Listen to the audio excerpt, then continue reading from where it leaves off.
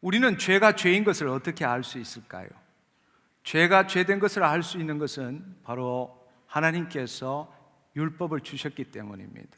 율법이 있기 때문에 죄가 죄된 것을 알 수 있습니다.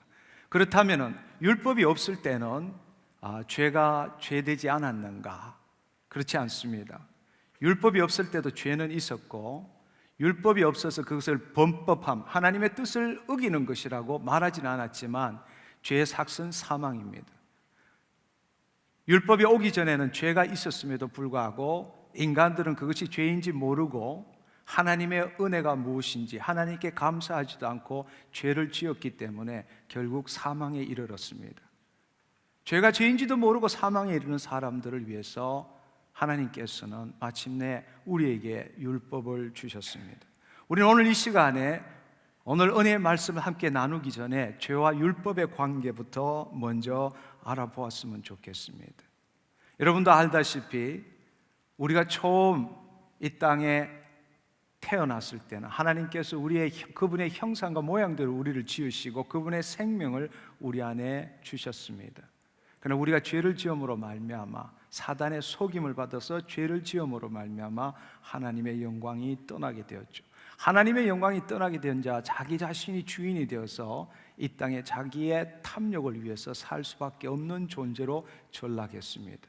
하나님을 하나님으로 인정하지 않고 하나님에게 감사하지도 않고 자기의 마음과 육체가 원하는 대로 사는 삶, 그것이 죄의 삶이라고 말했습니다. 하나님께서는 그것이 무엇인지를, 그것이 바로 하나님의 뜻을 거스르는 것이라는 걸 알려주기 위해서 우리에게 율법을 주신 것입니다. 로마서 5장 12절 13절의 말씀에 보면은 그러므로 한 사람으로 말미암아 죄가 세상에 들어오고 죄로 말미암아 사망이 들어왔나니 이와 같이 모든 사람이 죄를 지었으므로 사망이 모든 사람에게 이르렀느니라. 죄가 율법이 있기 전에도 세상에 있었으나 율법이 없었을 때는 죄를 죄로 여기지 아니하였느니라. 죄의 삭은 사망이지만 죄를 죄로 여기지 않았다라는 것은 범법, 죄를 하나님의 뜻을 어겼다라고 말하지는 않았다라는 사실입니다. 그러나 그럼에도 불구하고 죄의 삭은 사망으로 죄 지은 자는 사망에 이를 수밖에 없다라는 겁니다. 결국에는 로마서 2장 12절은 이렇게 말씀하십니다. 무릇 율법 없이 범죄한 자는 또한 율법 없이 망하고 무릇 율법이 있고 범죄한 자는 바로 그 율법으로 말미암아 심판을 받느니라. 죄의 삭은 사망입니다. 그렇다면 하나님께서 우리에게 그 율법을 주셨는데 그 율법의 유효성은 무엇인지 우리가 이 시간에 알아볼 필요가 있습니다. 앞서도 말씀을 드렸지만 율법이 없는 곳에는 범법도 없느니라. 하나님의 뜻을 거스린다라는 범법, 율법이 없는 곳에는 범법도 없습니다. 그러나 오늘 이 시간에 갈라디아서 3장 19절의 말씀, 저는 이 시간 여러분들이 제가 먼저 이 말씀을 드리고 난 다음에 이 말씀을 꼭 한번 암기하면 좋을 것 같습니다. 갈라디아서 3장 19절은 이렇게 말합니다. 그런즉 율법은 무엇이냐? 범법함으로 더하여진 것이라. 천사들을 통하여 한 중보자의 손으로 베푸신 것인데 약속하신 자손이 오시기까지 있을 것이라. 제가 이제 먼저 읽겠습니다. 여러분이 한번 따라 보십시오. 그런즉 율법은 무엇이냐? 범법함으로 더하여진 것이라. 천사를 통하여 한 중보자의 손으로 베푸신 것인데 약속하신 자손이 오시기까지 있을 것이라. 이 말씀은 우리가 율법의 행위로부터 벗어나서 그리스도의 법 아래 들어가는데, 즉 은혜의 삶을 사는데 매우 중요한 말씀이라고 생각이 됩니다. 율법이 무엇인가? 이 율법은 우리가 하나님의 뜻을 순종하지 않고 하나님의 뜻을 거스르기 때문에 범법함으로 더하여진 것이니라. 이 율법은 천사를 통하여 한 중보자의 손으로 베푸신 것인데, 이것은 언제까지인가? 이 율법이 유효한 것은 언제까지인가? 약속하신 자손이 오시기까지 있을 것이라 라고 말씀하십니다. 우선 첫 번째로 그런즉 율법이 무엇이냐? 범법함으로, 우리가 죄를 지음으로, 우리가 하나님의 뜻을 거스름으로 하나님께서 우리에게 율법을 주셨다라는 것입니다. 따라서 앞서 말씀드린 것처럼 율법이 있기 전에는 우리에게 법을 어겼다 이런 말은 할 수가 없었습니다. 죄로 말미암아 사망은 왔지만 율법이 있기 전에는 법을 어겼다라고 말할 수는 없었습니다. 바로 우리 인간이 법을 어겼다는 것, 하나님이 싫어하는 것을 함에도 불구하고 그것을 알지 못하고 똑같은 죄를 짓기 때문에 하나님께서는 우리에게 범법함이 무엇인지를 알려주시기 위해서 그 하나님의 뜻을 우리에게 주셨다는 것입니다. 그것이 바로 율법이라는 것입니다. 우리가 법을, 하나님의 뜻을 지키지 않으므로 하나님께서 율법을 주셨는데 범법함으로 더하여진 것이니라. 이것이 매우 중요한 말입니다. 더하여진 것이니라. 이 말은 더하여졌다라는 것은 더하기 전에 뭔가가 있었다라는 이야기입니다. 범법함으로 말미암아 우리에게 더한 것이라 라고 말했기 때문에 과거에 율법이 있기 전에 뭔가가 있었는데 우리가 죄를 짓고 하나님의 뜻을 순종하지 않음으로 인해서 율법을 더했다라는 이야기입니다. 그렇다면 율법이 오기 전에 무엇이 있었을까? 아마 여러분들은 놀라실지 모르겠습니다. 놀랍게도 그것은 바로 은혜입니다. 율법이 오기 전에 하나님께서는 인간에게 은혜를 베푸셨다라는 것입니다. 따라서 다른 말로 이야기하자면 율법은 하나님의 은혜가 있었는데 그 하나님의 백성들이 하나님의 뜻을 지키지 않고 어겼기 때문에 이 은혜 위에 율법을 더했다라는 이야기입니다. 따라서 그 말은 율법이 하나님께서 율법을 주셨을 때 은혜가 사라진 것이 아니고 바로 더한 것이다. 은혜 위에 율법을 더한 것이다. 따라서 우리가 말하는 구약의 모세 율법으로부터 구약의 전 이스라엘 역사 동안에 은혜가 없이 율법만 있었냐? 그렇지 않습니다. 만약에 하나님의 은혜가 없었다면 이스라엘 민족 누구도 살 수가 없었을 것입니다. 은혜 위에 더한 것이 바로 율법이라는 것입니다. 이 말씀을 우리가 분명히 알기 위해서 갈라디아서 3장 17절 18절의 말씀을 제가 읽어보겠습니다. 내가 이것을 말하노니 하나님께서 미리 정하신 언약을 430년 후에 생긴 율법이 폐기하지 못하고 그 약속을 헛되게 하지 못하리라. 하나님께서 율법 전에 미리 정하신 그 언약 뒤에 아브라함과 하나님께서 언약을 맺은 430년 후에 율법이 왔는데 그 율법이 왔다고 해서 하나님께서 430년 전에 아브라함과 맺었던 그 언약이 폐해지지 않는다라는 것입니다. 만일 그 유업이 율법에서 난 것이면 약속에서 난 것이 아니니라. 그러나 하나님의 약속으로 말미암아 아브라함에게 은혜로 주신 것이니라. 그래서 그 율법이 오기 전에 430년 전에 바로 아브라함에게 약속을 준 것이 은혜라는 사실입니다. 율법이 그 은혜를 폐할 수 없다라는 것입니다. 여러분 한번 생각해 보십시오. 율법이 오기 전에 하나님께서는 우리에게 은혜로 우리에게 약속을 주시고 그 은혜로 우리는 살 수 있었다라는 것입니다. 한번 생각해 보시면은 정말 놀라운 은혜들이 많았죠. 출애굽했을 때도 은혜고 또 광야의 삶을 사는 동안에도 사실은 은혜였습니다. 여러분 한번 이렇게 생각해 보십시오. 이제 율법이 무엇이냐? 범법함으로 본래 은혜를 주어졌는데 우리가 그 죄를 알지 못했기 때문에 범법함으로 말미암아 은혜 위에 율법을 더한 것인데 그 율법은 천사를 통해서 한 중보자의 손으로 베푸신 것이다. 이 말씀이 무엇입니까? 바로 시내 산에서 마침내 하나님께서는 모세라는 한 인간을 통해서 천사들을 통해서 모세가 그 하나님의 말씀을 받아서 모세가 인간과 하나님의 중보자가 되어서 받았던 그 베푸신 것이 바로 율법이라는 것입니다. 그런데 그 율법이 언제까지 유효하냐? 그 율법은 바로 좀 전에 읽었던 것처럼 약속하신 자손이 오시기까지 있을 것이라 말씀하셨습니다. 약속하신 자손이 오시기까지만 유효하다는 것입니다. 이 말씀은 갈라디아서 3장 16절에 보면은 이 약속들은 아브라함과 그 자손에게 말씀하신 것인데 여럿을 가리켜 그 자손들이라 하지 아니하고 오직 한 사람을 가리켜 내 자손이라 하셨으니 곧 그리스도라 말씀하셨습니다. 아멘. 아멘. 예. 율법은 우리가 범법함으로 더하여 준 것인데 천사들 통해서 한 중보자의 손을 베푸는 것인데 그 약속의 유효성은 바로 약속하신 자손이 오시기까지 있을 것이라. 근데 그 자손이 누구냐? 오직 한 사람, 그리스도라는 말씀입니다. 그래서 예수님께서 이 땅에 오셔서 말씀하시기를, 마태복음 5장 17절에 말씀하시기를, 내가 율법과 선지자를 폐하러 온 것이 아니라 바로 그 율법과 선지자를 온전케 하기 위해서 오셨다, 이렇게 말씀하셨습니다. 또한 요한복음 1장 17절에 보면은 율법은 모세로 말미암아 주어진 것이지만 은혜와 진리는 예수 그리스도로 말미암아 온 것이니라 말씀하셨습니다. 여러분은 지금 어디에 속해 있습니까? 구약에 속해 있습니까? 아니면 오신 그리스도 안에 계십니까?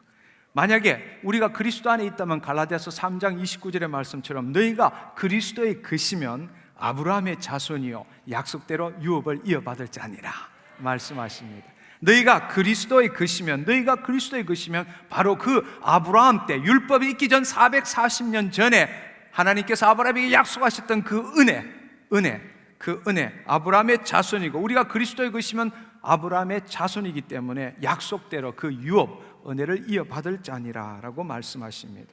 아멘. 죄가 우리를 주장하지 못하는 것은 우리가 율법 아래 있지 않고 은혜 아래 있기 때문입니다. 아멘. 그렇습니다. 여러분 다시 한번 생각해 보십시오.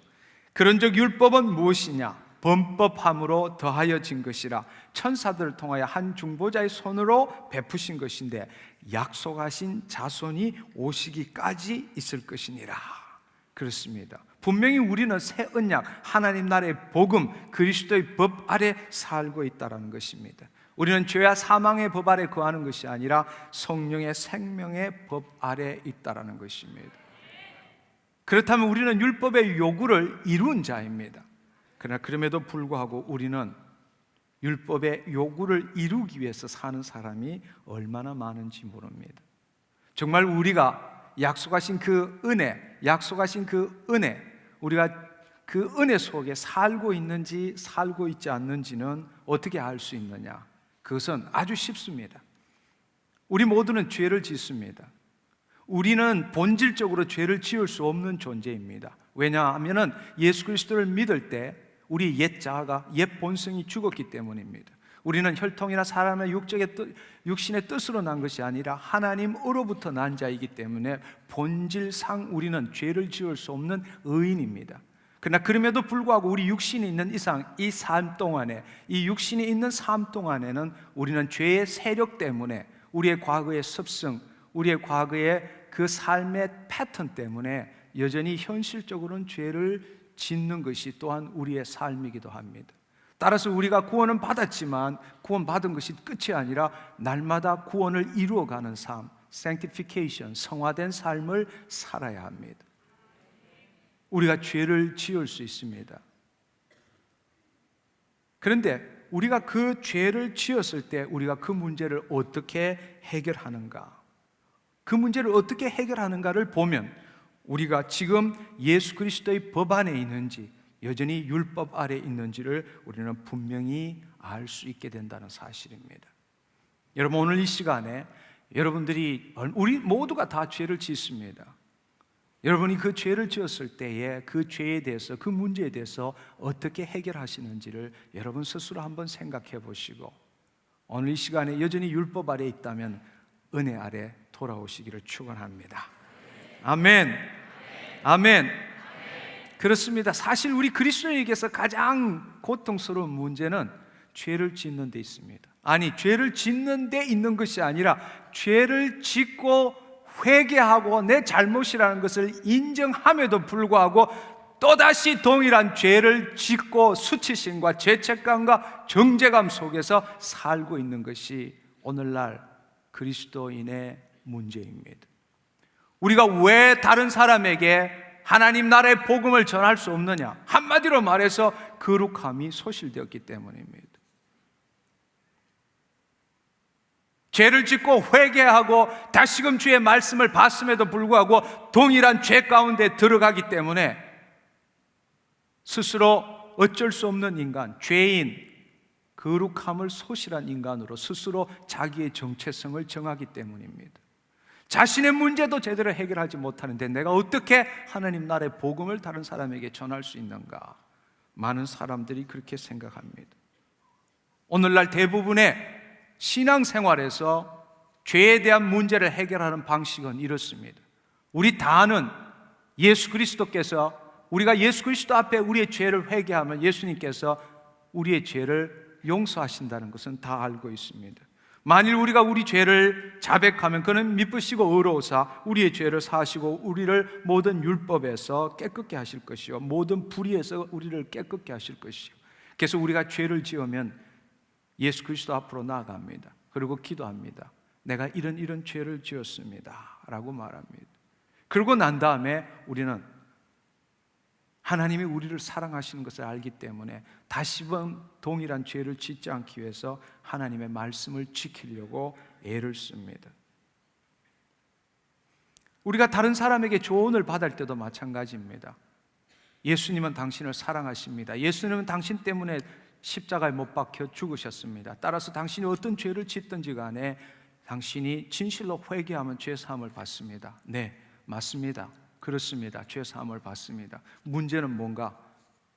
동일한 죄를 또 짓는다는 사실입니다. 그럴 때마다 우리는 이런 조언을 받습니다. 하나님은 여전히 당신을 사랑하십니다. 이제는 하나님이 사랑하시기 때문에 더 이상 죄를 짓지 마십시오. 성경에는 이렇게 쓰여 있습니다. 이 성경을 지켜 행하도록 노력하십시오 라고 우리는 권면합니다. 사실 우리가 서로를 속이고 있을지 모르지만 그렇게 권면을 받았을 때에 그 말을 듣고 내가 이 말씀을 지켜 행하려고 노력하지만 그것이 온전하게 지켜지지 않는데 문제가 있다는 사실입니다.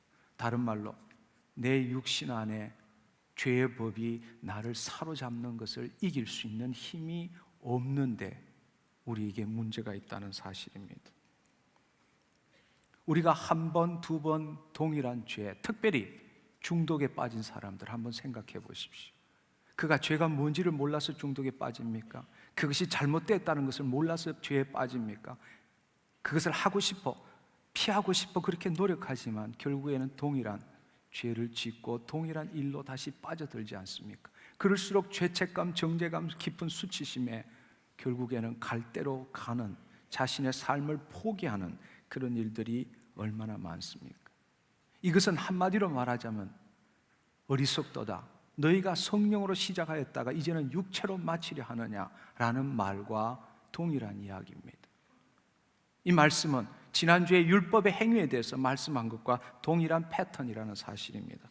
여러분 한번 생각해 보십시오. 우리는 죄를 짓습니다. 예수님이 우리 죄를 사해 주셨습니다. 성경의 말씀을 우리에게 들려주고 가르쳐 줍니다. 그러면 우리는 우리의 육신의 생각과 노력으로 그 죄를 다시 짓지 않으려고 노력합니다. 문제는 다시 동일한 죄를 짓게 된다는 것입니다. 그럴수록 사단은 우리 마음속에 정죄감, 죄책감, 수치심을 더욱더 부어줍니다. 마침내 나는 그럴 수밖에 없는 죄인이야, 나는 죽을 수밖에 없는 죄인이야, 어쩔 수가 없어라고 스스로에게 정죄하게 됩니다. 그것은 하나님 나라의 복음이 무엇인지, 새 언약이 무엇인지, 그리스도의 법이 무엇인지, 죄와 사망의 법이 무엇인지를 모르고 지금 신앙생활하고 있다는 사실입니다. 은혜의 법이 뭔지를 모르고 있다는 것입니다. 여러분 다시 한번 기억해 보십시오.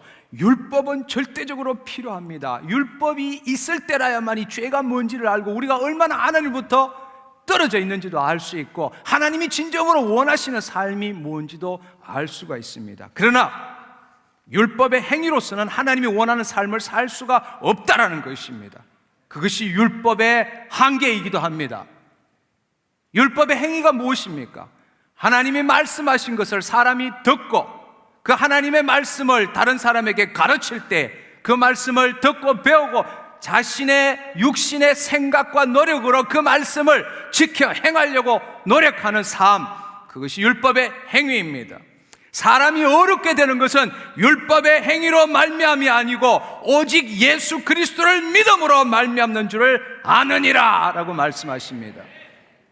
율법의 행위로서는 이 말씀을 사람이 가르친 이 말씀을 듣고 배우고 지켜 행해서 이 하나님의 말씀을 이룰 자가, 의롭다함을 얻을 자는 이 세상에 아무도 없다라는 것입니다. 오직 예수 그리스도를 믿음으로 말미암아 우리는 하나님의 의에 도달할 수 있다는 사실입니다. 율법적인 신앙생활이라는 것은 이 땅에서 인간의 생각과 노력으로 이 율법을 지킴으로써 이 땅에서 축복받는 삶을 말합니다. 그러나 예수 그리스도께서 이 땅에 오셔서 우리에게 주신 법, 은혜의 법은 하나님 나라의 복음입니다. 이 땅에서 내 육신의 생각과 노력으로 이 법을 지킴으로써 승리하는 삶이 아니라 하나님 나라에서 우리가 예수 그리스도를 믿음으로 하나님 나라에 들어가서 예수 그리스도의 마음으로 하나님의 뜻을 이루는 삶이 그리스도인의 삶이라는 사실입니다. 아멘. 여러분 한번 잘 생각해 보십시오. 율법의 행위로서는 결코 의로울 수 없다라는 것은 이 성경의 13편을 쓴 사도 바울이 우리보다도 더 깊이 알게 되었을 겁니다. 만약에 율법의 행위로서 의롭다함을 얻을 수 있는 것을 사도 바울이 발견했다면 다메섹 도상에서 하나님의 영광이 임했어도 그는 결코 예수 그리스도를 믿지 않았을 겁니다. 그러나 여러분, 사도 바울이 한 말씀을 한번 읽어보십시오. 제가 읽어보겠습니다. 빌립보서 3장 9절 10절에 보면은 여기 보시면은 5절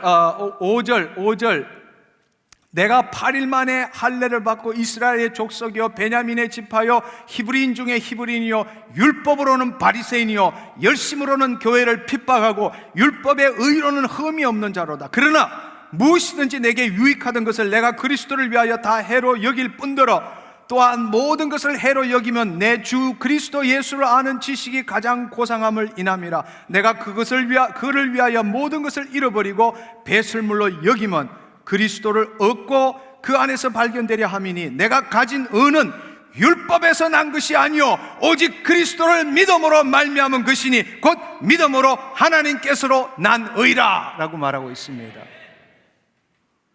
여러분, 율법의 행위로 의롭다함을 얻으려고 노력했던 괴수 중에 괴수가 사도 바울입니다.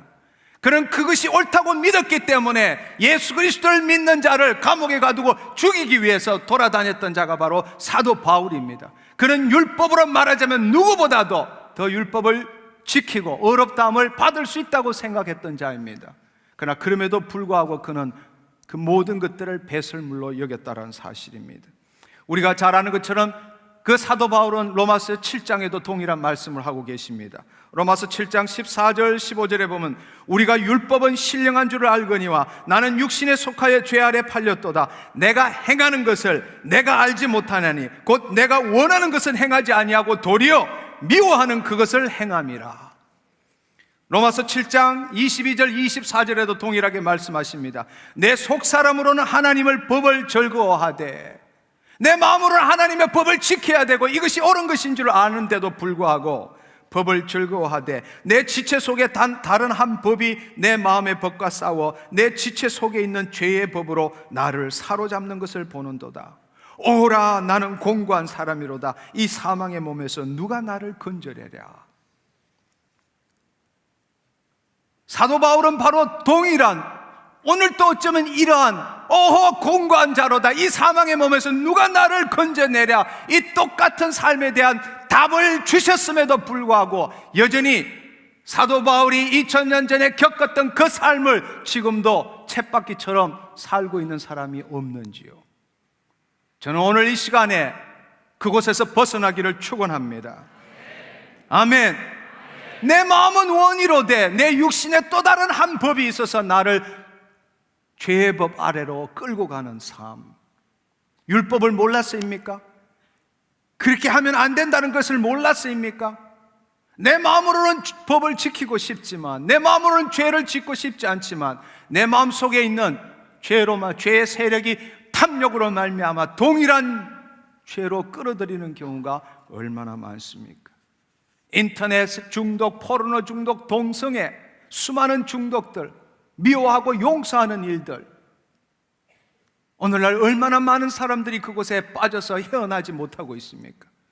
주일날 번젓이 교회는 나오고 예배는 드리지만 그 마음속에 그 죄의 문제로 죄책감, 수치심, 정죄감으로 가득 차 있는 사람이 얼마나 많습니까? 그렇게 수많은 설교를 들음에도 불구하고 그 문제로부터 해결받지 못하고 여전히 고개 숙인 죄인들이 얼마나 많습니까? 사도 바울은 그 삶을 겪었던 것입니다. 오라 공고한 사람이로다, 이 사망의 몸에서 누가 나를 건져내랴. 저는 정말이지 오늘 이 시간 여러분들이 하나님의 은혜를 깨닫고 누리시기를 축원합니다. 사도 바울처럼 회심하기를 축원합니다. 아멘. 갈라디아서 3장 19절에 다시 한번 읽으면, 그런즉 율법이 무엇이냐? 범법함으로 더하여진 것이라 천사를 통하여 한 중보자의 손으로 베푸신 것인데 약속하신 자손이 오시기까지 있을 것이라. 약속하신 자손이 오시기까지, 그 약속하신 자손이 올 때는 어떻게 합니까? 갈라디아서 3장 24절은 이렇게 말씀하십니다. 이같이 율법이 우리를 그리스도께로 인도하는 초등교사, 몽학선생이 되어 우리로 하여금 믿음으로 말미암아 의롭다함을 얻게 하려 함이니라. 아멘. 율법의 필요성은, 율법의 역할은 예수 그리스도가 왔을 때 그 율법은 예수 그리스도에게 바톤을 터치하는 것입니다. 아멘. 약속하신 자손이 오시기까지 있을 것인데 그 약속하신 자손이 왔기 때문에 율법은 우리를 그리스도께로 인도하는 몽학선생이라는 사실입니다. 아멘. 우리가 결혼식장에서 딸이 아버지의 손을 잡고 나가서 아버지가 그 신랑한테 그 딸을 넘겨주는 것처럼 넘겨줬다면은 그 다음에는 그 딸은 신랑이 책임져야 된다는 것입니다. 손을 넘겨주고 난 다음에도 그 딸이 아버지하고 아버지 집에 와서 살고 아버지의 재정 가운데 아버지와 대화를 나누고 산다면 신랑이 왜 필요합니까? 그 손을 넘겨줬다면 이제 그 딸은 신랑 손에 달려있다는 사실입니다. 예, 약속하신 자손이 오시기까지 있을 것이고 약속대로 그분이 이 땅에 오셨습니다. 율법은 몽학선생입니다. 바로 그 율법은 우리를 예수 그리스도로 인도하는 몽학선생이란 사실입니다. 따라서 율법 안에서 의롭다함을 얻으려 하는 자는 그리스도에게서 끊어지고 은혜에서 떨어진 자로다. 복음과 아무런 상관이 없다라는 사실입니다. 그렇습니다. 그 사실을 우리가 정말로 깨달아야 합니다. 우리가 정말로 구원을 받았다면, 우리가 정말로 하나님의 자녀라면 우리는 이 땅의 삶이 아니라 하나님 나라의 삶, 이 땅에 도래한 하나님 나라의 삶, 예수 그리스도를 믿음으로 하나님 나라에서 예수 그리스도의 마음을 가지고 이 땅에 주의 뜻을 이루는 삶을 사는 자가 저와 여러분이 되어야 한다는 사실입니다. 그렇다면 우리는 죄의 문제를 어떻게 해결해야 하느냐? 여러분, 이제 여러분 제 말씀을 잘 들으십시오. 첫 번째, 회개해야 합니다. 맞습니다. 우리가 죄를 지었음을 회개해야 합니다. 그리고 죄 사함을 받아야 합니다. 그리고 또 한 가지는 우리가 우리의 생각과 노력으로 그 문제를 해결할 수 없다라는 것을 고백해야 합니다. 예. 우리는 회개를 잘못 생각하고 있습니다. I'm so sorry. 내가 이 죄를 지었습니다. 예수 그리스도의 이름으로 고백합니다. 나를 용서하여 주시옵소서. 그것은 회개의 반밖에 되지 않습니다. 또 다른 회개는 주님, 내 생각과 내 노력으로 삶으로 인하여 이 죄를 지을 수밖에 없었습니다. 회개합니다. 주님, 당신 아니고는 이 문제를 해결할 수 없습니다. 근데 그 말은 주님, 내가 이 문제를 해결하기 위해서 당신이 꼭 필요합니다, 그 뜻이 아니라는 것입니다. 이 문제는 내가 아니라 당신만이 해결할 수 있습니다라고 고백해야 한다는 것입니다. 내 문제, 내가 이 문제를 해결하는데 예수님이 나에게 개입하셔서 도와주는 것이 아니라 이 문제를 원천적으로 해결하는 자는 예수님 당신밖에 없습니다 라고 고백해야 한다는 사실입니다. 아멘. 그리스도는 모든 믿는 자에게 의를 이루기 위하여 율법의 마침이 되었느니라. 아멘. 우리가 그 사실을 기억해야 합니다. 예, 여러분들이 회개하셨다면은 예수 그리스도 앞으로 나아가야 합니다. 당신이 죄를 지었다 할지라도 그 동일한 죄를 짓지 않으려고 노력하지 마십시오. 당신이 죄를 지었을 때에 사단은 당신에게 참소합니다. 너 동일한 죄를 지었잖아. 너는 죽을 수밖에 없는 인간이야. 너는 하나님 말씀을 순종하지도 못해. 마귀는 우리에게 죄책감, 정죄감, 수치심으로 가득 채웁니다. 그러나 여러분은 단호히 노라고 말할 줄 알아야 합니다. 그렇습니다. 여러분, 이 말씀을 잘 들어보십시오. 우리 주 예수 그리스도로 말미암아 하나님께 감사하리로다. 그런즉 내 자신이 마음으로는 하나님의 법을, 육신으로는 죄의 법을 섬기노라. 그러므로 이제 그리스도 예수 안에 있는 자에게는 결코 정죄함이 없나니 말씀하십니다.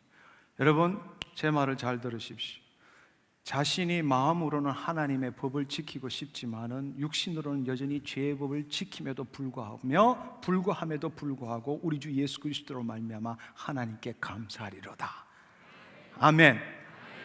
예, 지금 동일한 죄를 짓고 있음에도 불구하고 우리 주 예수 그리스도로 말미암아 하나님께 감사하리로다. 사도 바울이 이렇게 말씀하셨다면 당신도 해볼 필요가 있습니다. 그러므로 이제 그리스도 예수 안에 있는 자는 결코 정죄함이 없도다. 여러분 한번 생각해 보십시오. 여러분이 죄를 지었습니다. 여러분이 죄를 지었습니다. 그러나 여러분 잘 생각해 보십시오. 여러분은 죄를 지었습니다. 그러나 여러분이 예수 그리스도 안에 있습니까? 마귀 안에 있습니까? 예수 그리스도 안에 있는 자는 결코 정죄함이 없느니라 말씀하십니다. 당신이 죄를 지었어요. 그러나 당신의 본질은 의인입니다. 당신의 육신이 죄를 지었다 하더라도 당신이 마귀 안에 있지 않고 예수 그리스도 안에 있다면 예수 그리스도가 당신을 정죄하지 않는데 누가 당신을 정죄하게 만든다는 말입니까? 바로 그것이 사단의 속임이고 사단의 참소고 책략이라는 사실을 여러분들이 깨달아야 합니다. 다시 한번 생각해 보십시오. 당신이 동일한 죄를 지었습니다. 어쩔 수 없는 인간입니다. 그렇습니다. 그럼에도 불구하고 당신은 마귀 안에 있습니까? 예수 그리스도 안에 있습니까? 예수 그리스도 안에 있는 자 누구도 정죄함을 할 수 없다는데 누가 당신을 정죄하게 만든단 말입니까? 한번 생각해 보십시오.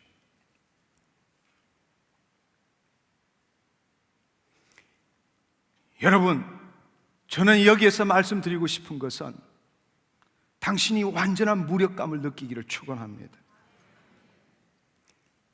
우리는 너무나 자신이 대단한 사람인 것처럼 생각하고 있습니다.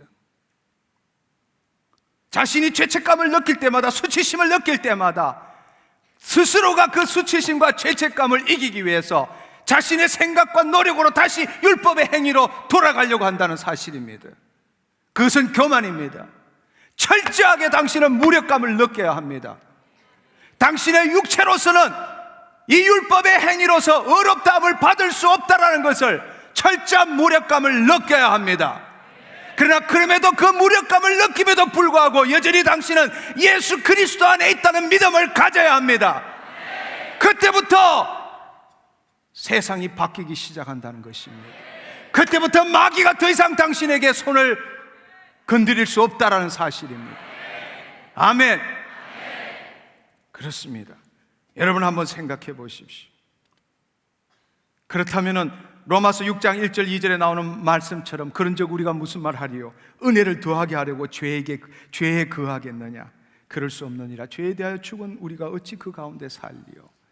그렇습니다. 우리는 본질적으로 죄를 짓지 못하는 존재입니다. 우리는 이미 죄에 대해서 우리의 옛자, 옛 본성은 죽었습니다. 그러나 그럼에도 불구하고 내 육신은 죄를 짓는다는 것입니다. 그러나 우리가 하나님의 깊은 은혜를 누리기 위해서 더 많은 죄를 짓는다고요? 우리 심령 가운데 하나님이 계신다면 결코 그런 방종은 일어나지 않습니다. 그러나 중요한 사실은 당신의 육신으로 그 문제를 해결하려고 노력하지 말아야 한다는 사실입니다. 아멘. 아멘. 사단은 당신이 그리스도의 삶이 아니라 당신의 삶을 살도록 만드는 것입니다. 그것이 사단의 책략입니다. 사단은 당신을 참소합니다. 너 또 죄를 지었는데 뭐라도 해야 될 거 아니냐? 그 근방에 가지 말아야 될 거 아니냐? 다시금 너가 노력해야 될 거 아니냐? 더 열심히 해야 될 거 아니냐? 그것은 그리스도의 삶이 아니라 나의 삶입니다. 내가 주인이 되어서 내 생각과 내 노력으로 이 율법을 지켜서 하나님으로부터 어렵다함을 받으려고 하는 내 생각이라는 것입니다. 바로 마귀는 그것을 붙들고 당신을 흔들고 있다는 사실입니다. 그리고 그는 우리에게 죄책감, 정죄감, 수치심을 주고 있다는 것입니다. 나를 다시금 죄 아래로, 죄인으로 몰고 가게 한다는 사실입니다. 그러나 여러분 철저한 무력감을 느끼시기를 축원합니다.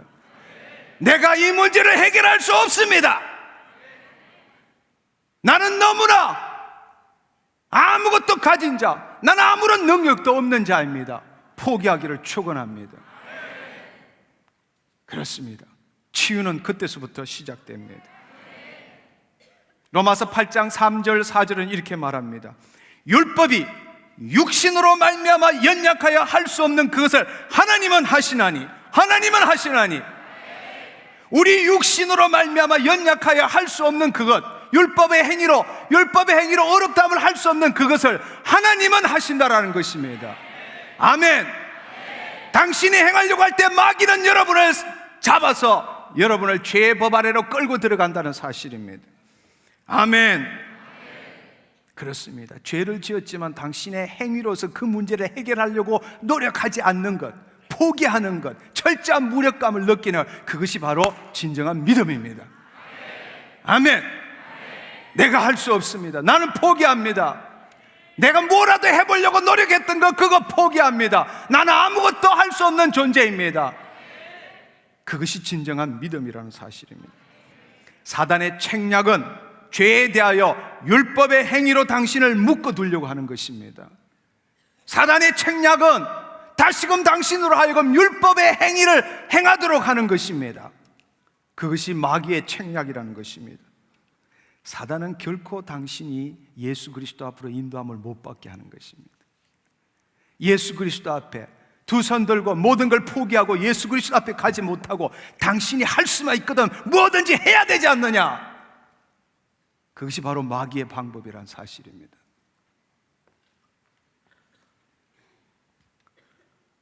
그 사실을 여러분들이 깨달으셔야 합니다. 네.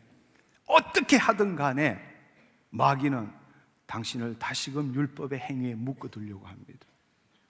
결코 당신을 예수 그리스도 앞으로 가게 못합니다. 로마서 8장 4절은 이렇게 말씀하십니다. 육신을 따르지 않고 그 영을 따라 행하는 우리에게 율법의 요구가 이루어지게 하려 하심이니라.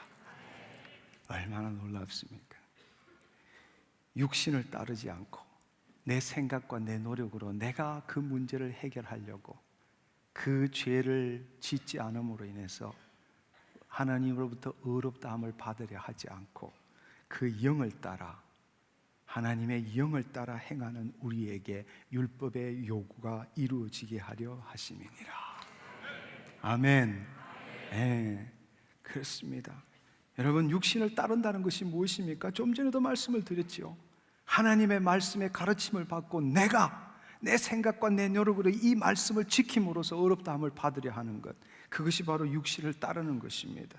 그러나 영을 따른다는 것은 무엇입니까? 바로 내가 그것을 포기하고 예수 그리스도 앞으로 나아간다는 것입니다. 예수 그리스도를 만난다는 것입니다. 예수 그리스도는 우리의 육신으로 만날 수 없습니다. 예수 그리스도는 오직 영으로 만날 수 있습니다. 그분께서 우리에게 찾아오셨습니다. 그 성령을 통해서, 그 성령님이 우리에게 임하실 때에 하나님이 우리를 먼저 사랑하셨다는 것을 가르쳐 주십니다. 그럴 때 우리가 마음과 목숨과 뜻과 힘을 다하여 그분을 송축하고 그분을 사랑할 때 그분께서는 예수 그리스도의 마음을 우리에게 부으신다는 사실입니다. 예수 그리스도의 마음에 우리를 사로잡을 때에 이 하나님의 말씀은 지켜지는 것입니다. 아멘. 그것이 언약, 그것이 새 언약이고 그것이 그리스도의 법이고 은혜의 약속입니다. 아멘. 그렇습니다. 여러분 한번 생각해 보십시오. 우리는 내 육신이 그 문제를 해결하는 것을 포기하고 마귀의 손을 끊어버리고 그 문제가 아니라 그 문제를 해결하시는 예수 그리스도 앞으로 나아가야 합니다. 그러나 육신으로 말씀을 공부하고 읽음으로써 예수 그리스도를 만나는 것이 아니라 예수 살아계신 예수 그리스도를 오직 영으로 성령으로 만날 수 있다는 사실입니다. 육신을 따르지 않고 그 영을 따라 쫓아 행하는 자에게 율법의 요구를 이루려 하심이니라. 아멘. 너희가 육신대로 살면 반드시 죽을 것이로되 영으로서 몸의 행실을 죽이면 살리니 라고 말씀하십니다. 그렇습니다. 그러므로 형제들아, 우리가 빚진 자로 돼 육신에게 져서 육신대로 살 것이 아니라 너희가 육신대로 살면 반드시 죽을 것이로되 영으로서 몸의 행실을 죽이면 너희가 살리니 무릇 하나님의 영으로 인도함을 받는 자만이 하나님의 아들이라 일컬음을 받으리라. 근데 오늘날 너무나 많은 사람들이 그 그리스도의 영의 인도함을 받기보다는 자신의 지혜와 지식과 자신의 생각과 노력으로 말씀을 지키려고 노력하고 있다는 사실입니다. 그것이 바로 율법의 행위입니다. 그 율법의 행위로 어렵다함을 얻을 자도 없고 그 율법의 행위로서는 마귀 앞으로 가는 것밖에 없다는 것입니다. 저는 이 시간에 여러분들이 예수 그리스도 앞으로 돌아가기를 축원합니다. 그래서 그분께서는 약속하셨습니다. 보혜사 성령님을 보내주신다고. 그 보혜사 성령님을 통해서 당신께서 말씀하시고 가르쳐 주신 것이 무엇인지 알게 하신다고 말씀하셨어요. 그분이 진리의 영이십니다. 그분이 예수 그리스도를 나타내고 계십니다. 그분이 예수께서 하신 말씀을 우리에게 말씀하십니다. 아멘. 바로 그분을 만나야 합니다. 그분 안으로 들어가야 합니다. 그분이 우리에게 임했을 때에 내가 그분을 사랑하기 전에 그분이 나를 먼저 사랑했다는 사실을 알게 되는 것입니다. 그가 사랑하면 그가 먼저, 우리가 그분을 사랑하면 그가 먼저 우리를 사랑하심이니라. 그렇습니다. 우리가 그분의 사랑을 입을 때 우리 마음, 심령 깊숙한 곳에 본래 떠나갔던 하나님의 생명이 다시 들어올 때에 우리는 타락전의 상태로 돌아가게 되고 그분의 사랑으로 가득 차 있을 때에 우리 마음속에서 모든 죄를 일으키는 탐욕으로 말미암아 죄가 나고 죄가 사망에 이르느니라. 그 탐욕이 사라지기 시작한다는 것입니다. 포르노든 동성애든 무엇든 간에 그 모든 것이 어디서부터 출발합니까? 우리의 내면의 탐욕으로부터 출발한다는 사실입니다. 그 하나님의 사랑이 우리 안에 들어올 때에 그 죄를 일으키는 모든 내 내면의 탐욕이 사라지게 된다는 사실입니다. 그 성령님이 우리 안에 들어와서 하나님의 사랑을 체험하게 할 때에 우리가 마음과 목숨과 뜻을 다하여 하나님을 사랑한 그것이 첫 계명이라고 말했습니다. 새 언약의 첫 계명이라고 말했습니다. 내가 너희를 사랑한 것처럼 너희도 사랑하라. 그것이 둘째 계명입니다. 그렇습니다. 사랑은 율법의 마침입니다. 그 사랑의 본질이 예수 그리스도이십니다. 그렇습니다. 여러분 한번 생각해 보십시오. 너희가 나를 사랑하면 나의 계명을 지키리라. 이 새 언약을 어떻게 지킬 수 있다는 말입니까? 바로 예수님께서 말씀하신 것처럼 너희가 나를 사랑하면 주의 계명을 지키니라. 내가 아버지의 계명을 지켜 그의 사랑 안에 거하는 같이 너희도 내 계명을 지키면 내 사랑 안에 거하리라. 내가 이것을 너희에게 이르면 내 기쁨이 너희 안에 있어 너희 기쁨을 충만하게 하려 함이니라. 내 계명은 곧 내가 너희를 사랑한 같이 너희도 서로 사랑하라 하는 이것이니라. 여러분 한번 생각해 보십시오. 한번 생각해 보십시오. 로마서 13장 8절 10절은 이렇게 말씀하십니다. 피차 사랑의 빛 외에는 아무에게든 아무 빛도 지지 말라. 남을 사랑하는 자는 율법을 다 이루었느니라. 간음하지 말라, 살인하지 말라, 도둑질하지 말라, 탐내지 말라 한 것과 그 외에 다른 계명이 있을지라도 내 이웃을 내 자신과 같이 사랑하라 하신 그 말씀 가운데 다 들었느니라. 사랑은 이웃에게 악을 행하지 아니하나니 그러므로 사랑은 율법의 완성이니라. 예, 그렇습니다. 이것은 우리의 것이 아니라 그리스도의 생명이 우리 안에 들어올 때에 가능하다는 사실입니다. 그 그리스도의 영이 우리 안에 들어올 때에 성령, 우리가 이 문제를 내가 마귀한테 틈을 주기 때문에 우리가 온전히 그리스도 앞으로 갈 수가 없는 겁니다. 죄책감, 정죄감, 수치심에 빠져 있기 때문에 예수 그리스도를 만날 수가 없는 겁니다. 내가 그 죄를 지었지만 다시금 그 죄를 안 지으려고 내 행위로서 그 문제를 해결하려고 하기 때문에 예수 그리스도를 만날 수 없는 것입니다. 그때 필요한 것이 무엇입니까? 오직 믿음입니다. 오직 믿음입니다. 무슨 믿음입니까? 내가 예수 그리스도 안에 있다는 믿음입니다. 율법의 행위로서는 어렵다함을 얻을 수 없다는 믿음입니다. 율법의 행위로부터 벗어나는 믿음입니다. 그 믿음을 갖고 예수 그리스도 앞에 나올 때 성령이 우리 안에 임하십니다. 이 집회에도 수많은 사람들이 자신의 생각과 상관없이 그것을 내려놓을 때 성령께서 임하시고 놀라운 체험을 한 수많은 경우들이 있지 않습니까? 바로 그 하나님의 사랑이 나 안에 임할 때 나에게 눈물이 나오고 콧물이 나오기 시작하고 그 사랑으로 인해서, 하나님을 만남으로 인해서 진정한 내가 누구인지, 하나님이 나를 사랑하고 계시는구나를 깨달을 때에, 그때서부터 우리는 그분을 사랑하게 됩니다. 그분의 나를 사랑과 내 마음을 다하여 그분을 사랑할 때에 우리의 마음의 통로가 열리고 예수 그리스도의 마음, 예수 그리스도, 하나님의 말씀하신 것을 그대로 보고 듣고 이 땅에서 행했던 그 예수 그리스도의 마음이 우리 안에 부어지게 되고, 그 예수 그리스도의 마음이 우리 안에 있을 때 그의 말씀하신 계명들, 이 기록된 말씀에 기록된 그 계명들이 나를 통해서 이루어지기 시작한다는 사실입니다. 내가 참아서, 내가 노력해서 그것이 아니라 그리스도의 마음이 나타나기 시작한다는 것입니다. 포르노가 보고 싶지 않는 겁니다. 동성애가 싫어지는 것입니다. 참는 것이 아니라 싫어지는 것입니다. 담배를 참는 것이 아니라 싫어지는 것입니다. 도박을 하지 않는 것이 아니라 도박이 싫어지는 것입니다. 용서하지 않는 것이 아니라 용서하고 싶어지는 것입니다. 그것은 내 마음이 아니라 그리스도의 마음이기 때문에 그렇습니다. 여러분들이 그리스도의 마음으로 충만하기를 축원합니다. 그럴 때에 우리는 이 땅의 은혜의 삶을 누릴 수 있다는 사실입니다. 어떤 과거 율법의 계명이 무슨 계명이라 할지라도 내 심령 안에 그리스도의 생명이 있고 그 그리스도의 마음이 우리의 마음을 사로잡았을 때에 바로 그 마음은 율법의 완성이 된다는 사실입니다.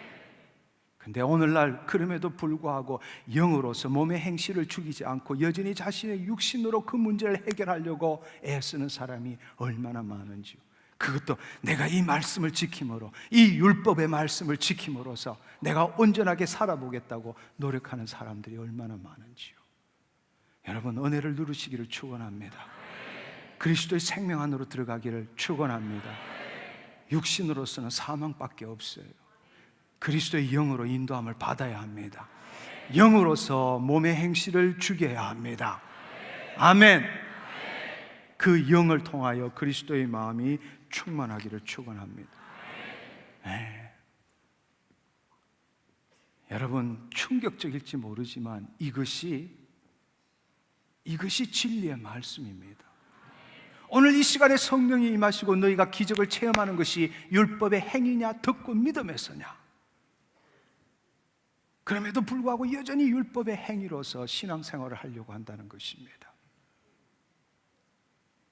여러분, 한번 생각해 보십시오. 사도 바울은 우리보다도 더 가슴 아프게 이 사실을 경험했던 자입니다.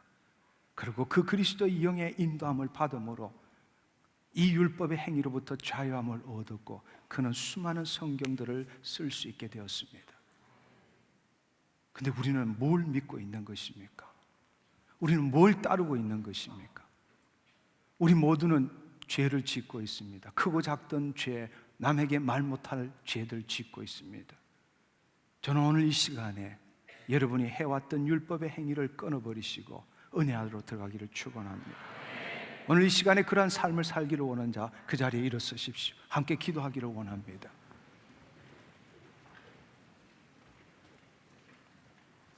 여러분, 오늘 이 시간에 두 손을 드십시오. 특별히 동일한 죄를 계속적으로 지었다면 오늘 이 시간, 오늘이 바로 은혜의 때입니다.